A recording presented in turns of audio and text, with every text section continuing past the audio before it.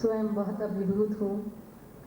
एक अरसे बाद फिर इस सभागार में बम्बई के पुराने चिर परिचित श्रोताओं के सामने कुछ अपनी बात कविता के माध्यम से रखने का सुअवसर मिला, सुअवसर दिया आदरणीय मनहर जी ने। और बड़ा ही शुभ दिन है आज कि मनहर जी का जन्मदिवस है 70वां। मेरी हार्दिक शुभकामनाएं और आभार। और हम सभी मंच की ओर से शुभकामना करते हैं कि इसी धूमधाम से यहीं उनका 100वां वर्षगांठ हम इसी तरह यहाँ पे संपन्न करें। मनहर जी अपने आप में एक अनूठे व्यक्तित्व रहे हैं और इसी सभागार से पहली बार मुझे मंच पर प्रस्तुत करने का श्रेय भी आदरणीय मनहर जी को ही है। और ऐसे व्यक्तित्व कभी कभी ही हुआ करते हैं, बेलौस, जो अपने सब दर्द गम सीने में छुपाकर भी हंसते रहते हैं। एक शेर मुझे याद आता है कि हजारों साल नरगिस अपनी बेनूरी पे रोती है, बड़ी मुश्किल से होता है चमन में दीदावर पैदा। तो ऐसी ही शख्सियत का नाम है मनहर जी।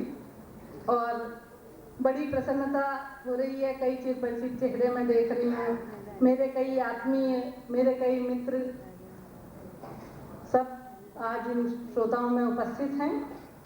तो मैं ये जो वातावरण चल रहा है, ठहाकों के बीच, आनंद के बीच, हास्य रस में आप गोते लगा रहे हैं।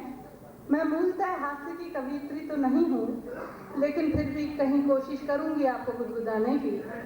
लेकिन पहले मैं कुछ रस परिवर्तन करना चाहती हूँ और ये पूरा वातावरण जैसा लग रहा है हंसी और गीत के उसमें, उस वातावरण को 4 पंक्तियों में समर्पित करती हूँ। सबसे पहले आपके नाम मनहर जी के जन्म दिवस पर शुभकामनाओं से।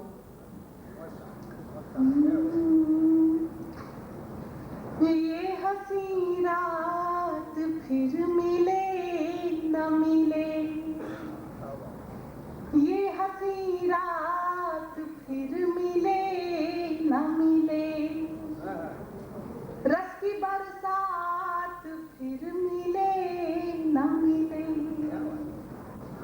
आज तो 2 घड़ी हंसे गाले, आज तो 2 घड़ी हंसे गाले, आपका साथ फिर मिले न मिले, आपका साथ फिर मिले न मिले, ये हंसी रात फिर मिले न मिले।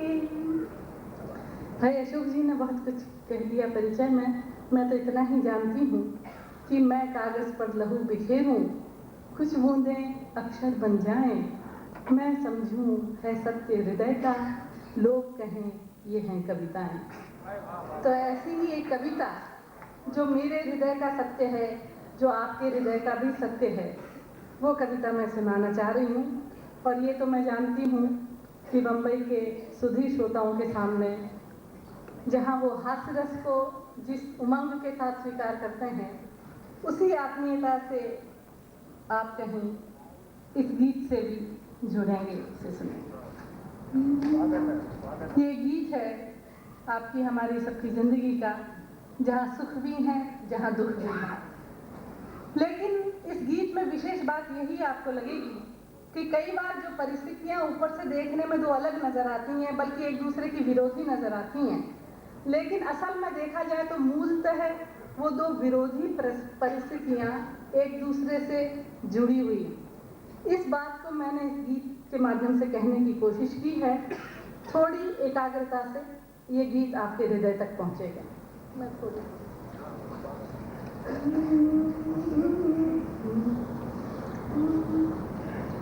एक आँख है हंसी तो एक आँख पानी, एक आँख है हंसी तो एक आँख पानी, तेरी मेरी जिंदगी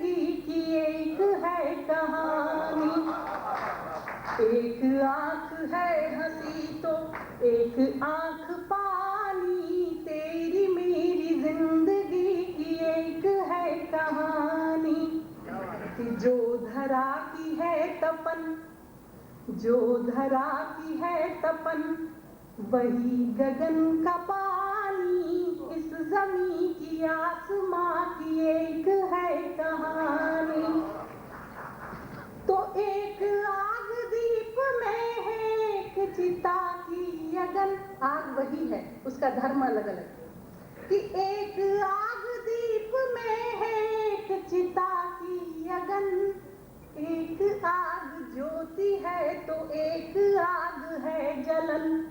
तो एक ही कथा है किंतु अलग अलग मानी, एक ही कथा है किंतु अलग अलग मानी। तेरे सुख की मेरे दुख की एक है कहानी, एक ही कथा है किंतु अलग अलग मानी। तेरे सुख की मेरे दुख की एक है कहानी। ये पंक्तियां सुनेगा।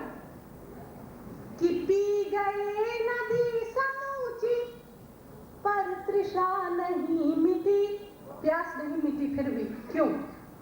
कि पी गए नदी समूची, पर तृषा नहीं मिटी। कि प्यास तो बुझी मगर ये कामना नहीं बुझी। तो दौड़ती रही हिरन सी रेत पर जवानी, दौड़ती रही हिरन सी रेत पर जवानी। तृप्ति की या प्यास की हो एक है कहानी, दौड़ती रही हिरन सी रेत पर जवानी। तृप्ति की या प्यास की हो एक है कहानी। तो दोपहर का सूर्य देख आंख चौंधी आ गई। दोपहर वो चाहे रूप की हो, उम्र की हो, धन की हो या पद की हो। कि दोपहर का सूर्य देख आंख चौंधी आ गई। और कुछ प्रकाश कम हुआ तो दृष्टि राह पा गई। कि दोपहर का सूर्य देख आंख चौंधी आ गई। और कुछ उजास कम हुआ तो दृष्टि राह पा गई।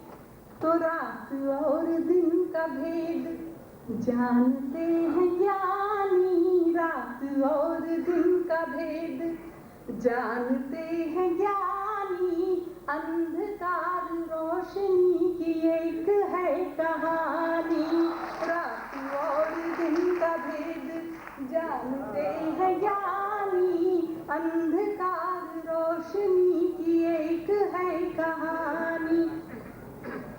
कि मुस्कुराहटों के मोल ऐसे भी दिए गए। सुनिएगा से ये बहुत। कि मुस्कुराहटों के मोल ऐसे भी दिए गए। कि जब हंसा गुलाब रोम रोम शूल बिंध गए। कि मुस्कुराहटों के मोल ऐसे भी दिए गए। जब हंसा गुलाब रोम रोम शूल बिंध गए। तो प्यार के प्रदेश में है गम की राजधानी, प्यार के प्रदेश में है गम की राजधानी। हर सुमन की हर चुभन की एक है कहानी। प्यार के प्रदेश में है गम की राजधानी। हर सुमन की हर चुभन की एक है कहानी। तो मंदिरों में पूजते हैं मूर्तें नई नई। एक ही बात इसमें कहना चाहती हूँ, चाहे राम हुए, कृष्ण हुए, ईसा हुए, बुद्ध हुए या मोहम्मद, ये सभी मनुष्य के रूप में धरती पर आए और मानव से ये देवत्व तक पहुंचे। लेकिन इस बात को हम भूल जाते हैं और तो फिर नतीजा क्या मिलता है, मैं यही बात इसमें कहना चाहती हूँ। कि मंदिरों में पूजते हैं मूर्तें नई नई, ये भूल जाते हैं कि उन्होंने क्या कहा। कि मंदिरों में पूजते हैं मूर्तें पुस्तकें नई नई, और खुद को पढ़ सके न पढ़ी पुस्तकें कई कई। मंदिरों में पूजते हैं मूर्तें नई नई, और खुद को पढ़ सके न पढ़ी पुस्तकें कई कई। और फिर भी हम समझ न पाए ज्ञानियों की बानी, फिर भी हम समझ न पाए सूफियों की बानी। आदमी की देवता की एक है कहानी, फिर भी हम समझ न पाए ज्ञानियों की बानी। आदमी की देवता की एक है कहानी। और कहानी का अंत कि जीना आया तब तलक तो जिंदगी फिसल गई, जीना आया तब तलक तो जिंदगी फिसल गई। वो आईना वही रहा पे सूरतें बदल गई, कि जीना आया तब तलक तो जिंदगी फिसल गई। वो आईना वही रहा पे सूरतें बदल गई। फिर नवीन कोख ढूंढे, हमारे दर्शन का, अध्यात्म का आशावाद देखिए आप, कि आईना वही रहा पे सूरतें बदल गई। तो फिर नवीन कोख ढूंढे, फिर नवीन कोख ढूंढे आत्मा पुरानी, फिर नवीन कोख ढूंढे आत्मा पुरानी। मृत्यु और जिंदगी की एक है कहानी, फिर नवीन कोख ढूंढे आत्मा पुरानी। मृत्यु और जिंदगी की एक है कहानी। जो धरा की है तपन वही गगन का पानी, इस जमीन की आसमां की एक है कहानी।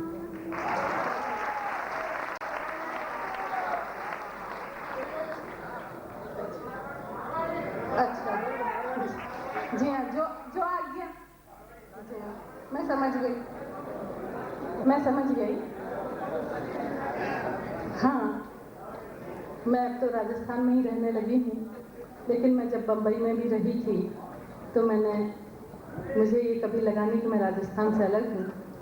बम्बई में भी एक राजस्थान रचा बसा हुआ है, और इसको स्मरण करते हुए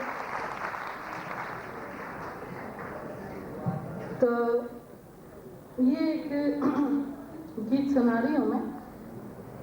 अभी एक मेरे भाई ने आरंभ में कहा था कि कई बार भाषा को लेकर के कुछ वो हो जाती हैं, समस्याएं हो जाती हैं कभी कभी। हालांकि राजस्थानी लेकिन ऐसी बोली है कि जो हिंदी समझ लेते हैं उन्हें कोई कठिनाई होती, राजस्थानी समझने में कोई कठिनाई नहीं होती। और यहाँ तो जैसा कि बता रहे थे मनोहर जी, वरना कभी कभी भाषा को लेकर बड़े संकट हो जाते हैं। एक बार मैं नागपुर गई थी कवि सम्मेलन में भाग लेने, तो मैं ट्रेन से उतरने लगी, मैंने टीटी साहब से पूछा कि भाई ये नागपुर स्टेशन ही है? तो बोले हाँ। तो मैं आगे बड़ी पुलिस से कहा मेरा सामान ले चलोगे क्या? बोला हाँ। एक टैक्सी ली, मैंने कहा भाई अभियंकर नगर जाना, चलोगे क्या? बोले हाँ। आपको वहाँ पहुँची तो सामने से एक सज्जन चला रहे थे। मैंने कहा कि भाई साहब ये प्रोफेसर पांडे यहाँ कहीं रहते हैं, आप मुझे उनका घर बता सकेंगे? नहीं। उन्होंने जवाब दिया जी हाँ। उनका पहले सज्जन है जिन्होंने जी हाँ में जवाब दिया, वरना मैं स्टेशन से यहाँ तक हाँ सुनती चली आ रही हूँ, तो ये क्या बात है? बोले ऐसी बात है कि हमारे यहाँ जो अनपढ़ लोग होते हैं ना, वो जी हाँ को हॉय कहा करते हैं। मैंने कहा अच्छा, फिर आप तो पढ़े लिखे मालूम होते हैं। बोले हाँ।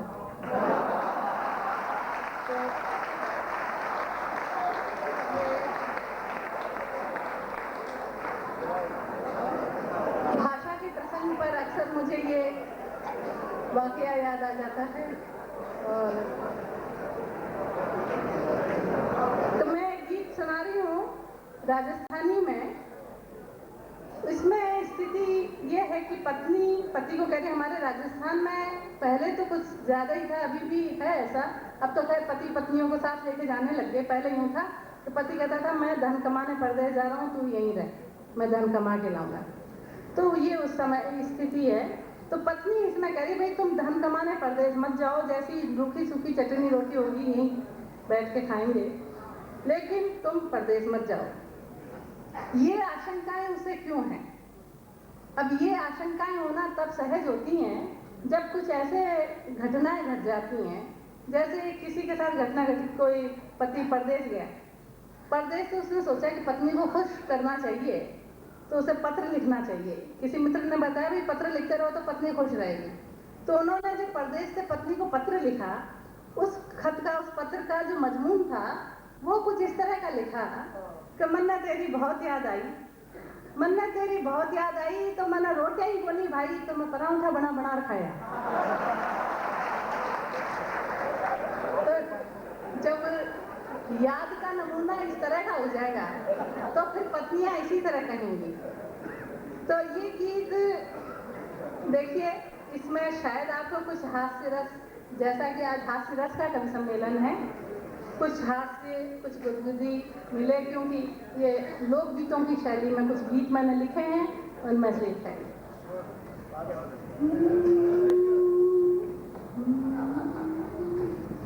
कि ढोला परदेसा मत जाजे रे,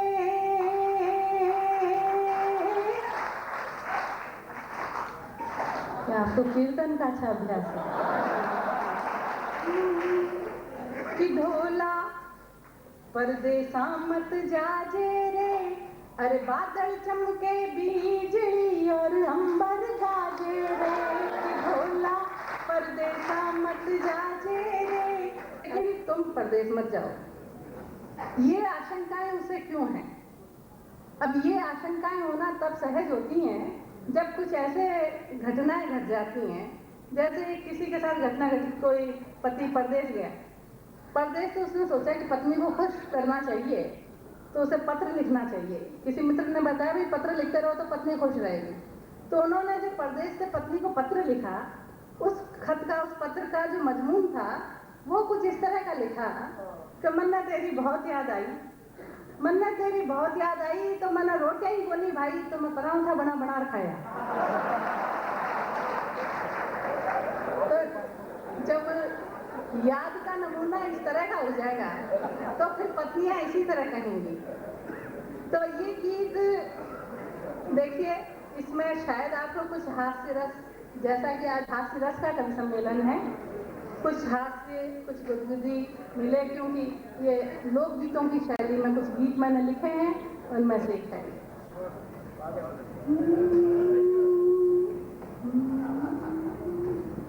कि ढोला परदेसा मत जाजे रे,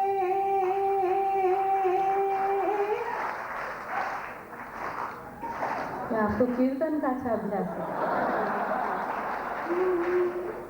कि ढोला परदेसा मत जाजे रे, अरे बादल चमके बिजली और अंबर गाजे रे, कि ढोला परदेसा मत जाजे रे, अरे बादल चमके बिजली और अंबर गाजे रे। कहती है कि जाने क्यों फड़के हैं बाल, गांव की औरत को शहरों से कैसे कैसे खतरे होते हैं, कि जाने क्यों फड़के हैं बालम, मारी दाई भापिया, दाइयां फड़क रही है, अपशकुन हो रहा है, क्यों? कि जाने क्यों फड़के हैं बालम, मारी दाई भापिया, कैसुयो बठेरे वह दो दो चोटियां वाली डाकिया, कैसुयो बठेरे वह दो दो चोटियां वाली डाकिया, तो ब्याह का फंदा में मत आजे रे, अरे बादल चमके बिजली और अंबर गाजे रे, कि छैला परदेसा मत जाजे रे, अरे बादल चमके बिजली और अंबर गाजे रे, कि तू है भोलानाथ। हर पत्नी को अपने पति के विषय में तो ऐसी ही गलतफहमी कुछ रहा करती, कहती है कि तू है भोलानाथ बठे की कामणगार लुगाया। वो तो औरतें ही ज्यादा जादू तो ना जानने वाली है, तू तो बहुत बोला है कि तू है भोलानाथ बठे की कामणगार लुगाया, और थारो भी स्वभाव बाको है सासू जी का जाया, के थारो भी स्वभाव बाको है सासू जी का जाया, तो ऐसो रुपयो मती कमाजे रे, अरे बादल चमके बिजली और अंबर गाजे रे, कि ढोला परदेसा मत जाजे रे, अरे बादल चमके बिजली और अंबर गाजे रे।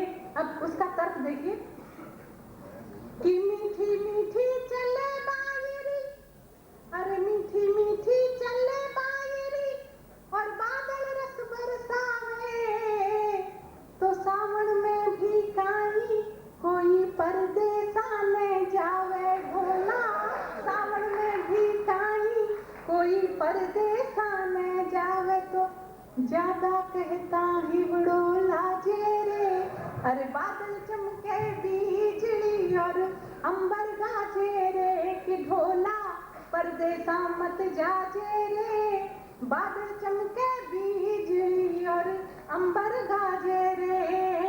अंत में देखिए धन, आप जानते हैं धन दौलत को कहते हैं, धन कहते हैं राजस्थानी में स्त्री को, पत्नी को। तो अंत में वो कहती है कि बाड़ो ऐसो धन, इस गीत के बाद ये प्रभाव तो होना ही था कि बाड़ो ऐसो धन, जला दो नहीं चाहिए मुझे, कहती है कि बाड़ो ऐसो धन थे धन में छोड़ चला कर दे, कि बाड़ो ऐसो धन थे धन में छोड़ चला कर दे, अरे सोनो लाता हो जाती मारा चांदी जैसा केस, तो बाड़ो ऐसो धन, कि बाड़ो ऐसो धन थे धन में छोड़ चला कर दे, अजी सोनो लाता हो जाती मारा चांदी जैसा केस, तो अठे ही चटनी रोटी खाजे रे, मने छोड़ कर छैला परदेसा मत जाजे